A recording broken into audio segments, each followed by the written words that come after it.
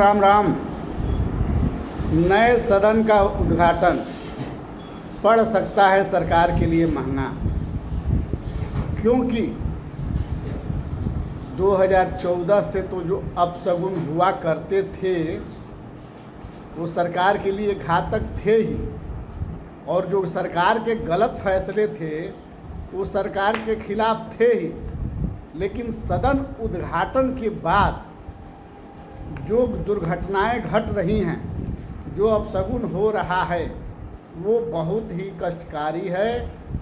नए सदन के उद्घाटन के बाद और एक छड़ी की पूजा के बाद, भगवान की पूजा नहीं होती है, एक छड़ी की पूजा करके, जिसको संगोल या क्या कहा जा रहा है, और सदन का उद्घाटन हो जाता है, ये एक अशुभ घड़ी है। उसके साथ साथ अन्य परिवारों का उसमें सम्मिलित नहीं होना, ये अशुभ घड़ी है। उसके बाद हमारी बेटियों, पहलवान बेटियों का चीर हरण होना उस उद्घाटन के बाद, ये भी अशुभ घड़ी है। रेल दुर्घटना होना, ये भी अशुभ घड़ी है। भाजपा सरकार के 3 कार्यकर्ताओं द्वारा बस्ती में एक लड़की के साथ बलात्कार करके सड़क पर तड़पने के लिए छोड़ देना, ये अशुभ घड़ी है। सरकार जब से नए संसद का उद्घाटन की है, तब से नए नए अपशगुन सामने आ रहे हैं, जैसे तूफान, आंधी, मूर्तियों का गिरना, या तमाम बातें जो सरकार को हिलाने का पर्याप्त कोशिश कर रही हैं, और ये संदेश दे रही हैं कि अगर नवंबर से पहले चुनाव जहां भी होगा, उसमें सरकार को असफलता मिलने के चांस ज़्यादा हैं। और 15 जून से 15 जुलाई के बीच में साहब के लिए और समाज के लिए, दोनों के लिए ही बहुत खतरनाक है, घातक है, अशुभ है। इसमें सबको भगवान के नज़दीक भगवान का पूजा पाठ करते हुए ये 1 महीना बिताना ही होगा। अपने को शरीर भगवान को आश्रित करना ही होगा, नहीं तो साहब तो परेशान होंगे ही, और समाज भी परेशान होगा, क्योंकि राजा इंद्र का प्रतीक होता है। अगर राजा ही गलत करेगा तो उसका भोगी समाज होगा ही होगा। और सारे अपशगुन के बीच में अगर आप कहते हैं कि 2019 वो जीत गए, तो वो अपशगुन के कारण जीते। जो 40 हमारे जवान मारे गए, उन जवानों की बदौलत, मतलब देश के प्रति अपने को बता करके वोट पा लेना, ये धोखा है। किसी की जान लेकर उसकी लाश पर चढ़कर सरकार बना लेना, ये धोखा है।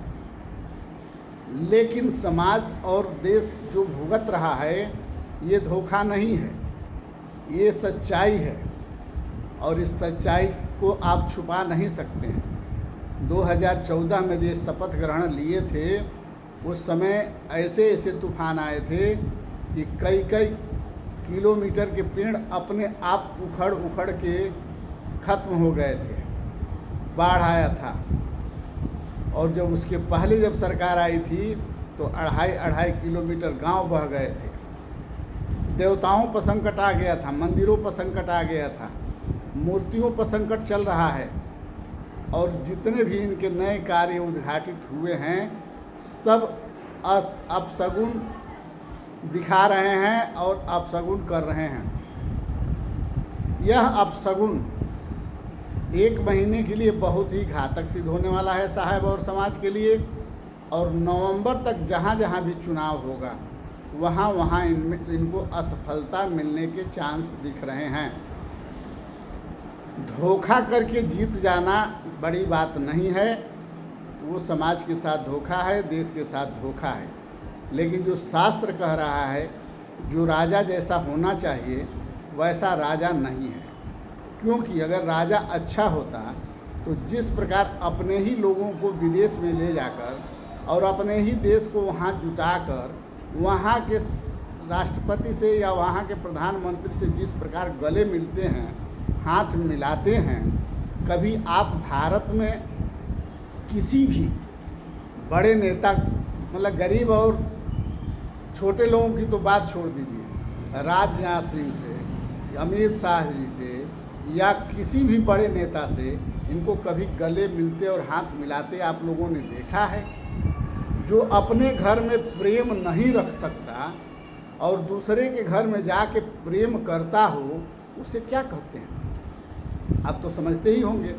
जो अपने घर के लोगों से प्रेम ना करता हो, अपने घर में उसको प्रेम ना हो और अपने ही घर से कुछ लोगों को विदेश ले जाकर, अपने ही घर के कुछ विदेश से लोगों को जुटाकर वहाँ के साहबों को गले लगाना और वहाँ के लोगों से जय जयकारा बुलाना और अपने ही देश के लोगों को आगे पाँत में बैठाकर जिंदाबाद के नारे लगाना और रेल दुर्घटना के बाद लाशों पर खड़ा होकर भारत माता की जय के नारे लगाना, ये सब साबित करते हैं कि सरकार असफल है और यह सरकार को जाने का संकेत है।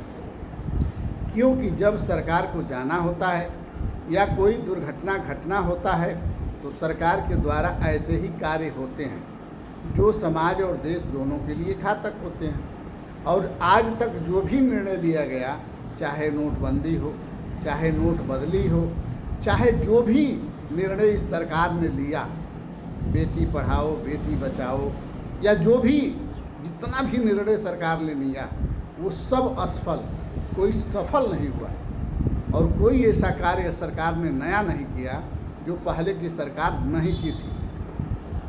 पहले की सरकार के काम को ही पूरा करने में इनका 9 साल बीत गया और सिर्फ स्थानों, जिला का नाम, स्टेशनों का नाम, शहरों का नाम बदलने में 9 साल बीत गया।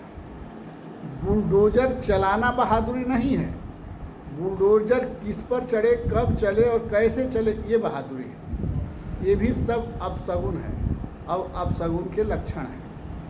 जिस देश में तबाही आ जाए, जिस देश में बर्बादी आ जाए, जिस देश में 81 करोड़ जनता 5 किलो अनाज पर आश्रित हो जाए, जिस देश में किसान जो सबको भोजन कराता है वो सरकार के 2000 रुपये पर आश्रित हो जाए, तो ये सब अशुभ लगन है, ये अशुभ बात है और ये सरकार को कहीं न कहीं नुकसान देने या देश में कहीं न कहीं नुकसान करने का संकेत है, जो आपको हमको समझ में नहीं आ रहा है। लेकिन इतना ज़रूर जान जाइए कि हो सकता है कि 2024 में ये सरकार चली जाए। अगर नहीं गई तो समझ जाइए कहीं न कहीं कोई बड़ा खेल करेगी या कोई ऐसा कारनामा करेगी जिससे समाज के लोग देशभक्ति के नाम पर फिर दोबारा भी वोट दे सकते हैं। लेकिन ये सारे संकेत कह रहे हैं कि 2024 में आना संभव है या संभव नहीं है, तो संभव नहीं है। लेकिन 2023 में जहाँ भी चुनाव होंगे वहाँ इनको अधिक से अधिक नुकसान उठाने के चांस दिख रहे हैं। चाहे ये पूरे प्रदेश के विधायक लगा दें, मंत्री लगा दें, मुख्यमंत्री लगा दें या अपने दिन रात दरवाजे दरवाजे घूमें, इनको असफलता मिलेगी। देशभक्ति के नाम पर, हिंदू मुसलमान के नाम पर और लूट झूठ और बलात्कार के नाम पर लोग कब तक वोट देते रहेंगे? संभव नहीं है कि लोग हमेशा वोट देते रहें। हो सकता है कि 2024 इनके लिए घातक हो अगर ये हिंदू मुस्लिम या देश के प्रति ऐसा कोई नाटक न रचे, तो 2024 इनके लिए जितना असंभव है नुकसानदायक है। दिल के साथ साथ सारे अपशगुन बता रहे हैं और सारे अपशगुन यही कह रहे हैं कि सरकार संकट में है, समाज संकट में है, देश संकट में है, यहाँ तक कि जीव जंतु भी संकट में हैं। इन सबको बचाने के लिए अपने वोट का सही इस्तेमाल करना होगा और सही लोगों को देना होगा। जय हिंद, जय भारत, जय सर्वोदय।